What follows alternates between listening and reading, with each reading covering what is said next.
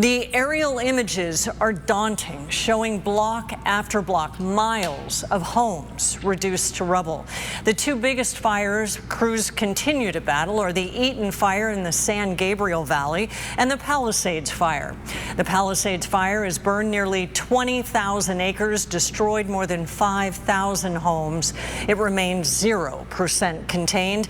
The Eaton fire is responsible for 5 deaths, and more may be coming. It's burned almost 14,000 acres, and at least 4,000 to 5,000 structures have been damaged or destroyed. That fire also 0% contained.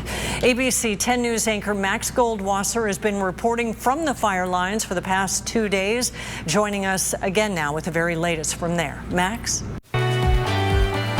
Yeah, Kimberly, the Eaton fire, it's been almost 24 hours since the flames ripped through this northwest Altadena neighborhood, but with the intense smell of smoke and the thick haze around us and the occasional falling of ash from the sky, you would think it's right here. But as you can see, much of the flames are still burning way out there in the mountains, but the damage is right here in front of us. This was the home of Rupert Garcia. He lived here with his daughter and his son-in-law. This is where he lived for 51 years, built his entire life inside this home, all claimed by the hands of the Eaton fire. And I was able to speak with him earlier today as he was sifting through the rubble, trying to find anything he could. Ultimately, a search that came up pretty much empty-handed, as you would imagine, but he told me what it was like to try to battle the flames by himself around 3 a.m. when everything came rolling in. Of course, a battle that he and so many others lost. But then he told me he decided to come back with his daughter and their son-in-law around 7 a.m. and here's what they found. And the cars were burning on the side of the street. We're going by, dodging cars and dodging flames flying out, dude.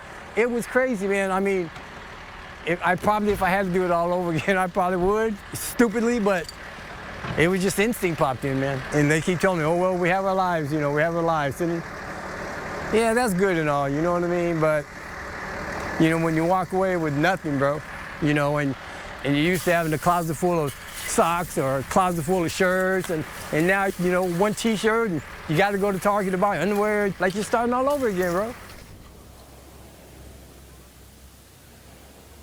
Yeah, I mean, this car that you're looking at right here was his pride and joy, his Mercedes that he kept, fixing up. And he said he was just about to get more work done on it. And now it's obviously a thing of the past. And like you heard him say, he is really trying to hold on to the fact that he is alive. And he understands how lucky he is to be able to say that. But it's really hard for him and so many others to find the silver lining right now, Kimberly.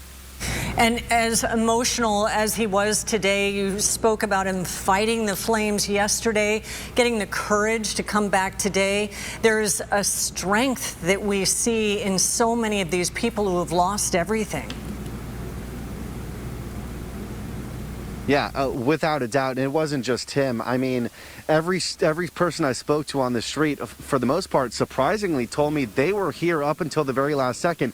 Actually, the folks who live in this home on the corner here, their home is completely intact. They told me once they saw the flames, they were trying to get as much water all over the roof of their home and all over the bushes to make sure, just in case if the flames came down, which they clearly did, that they were going to give themselves the best shot possible to save their home. And they're so fortunate to have done so. But, survivor's guilt, of course, because while their home is intact, you look across the street, their friends and neighbors have absolutely nothing. And I did just speak with a representative from the Lincoln Avenue Water Company who tells me they supply water to about 4,000 homes in this network. 80% of them look like this, completely burnt down now.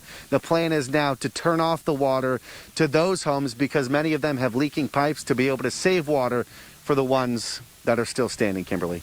Max, when you describe the dueling realities there, what that might be like to see, just describe from your point of view what it looks like to turn over your shoulder where it was spared and then look in front of you and there's total rubble. It's not even just here. A lot of the streets kind of look like this.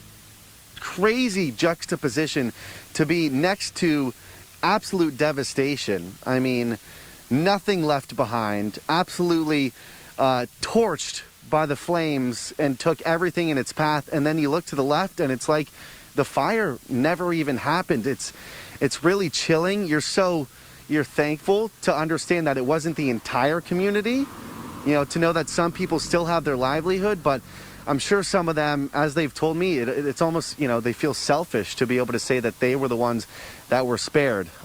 So it's a difficult scene to see firsthand, Kimberly. Yeah, and to see the smoke behind you as well, chilling is a very good description of what's happened there. Thank you, Max, for the live reporting from the scene.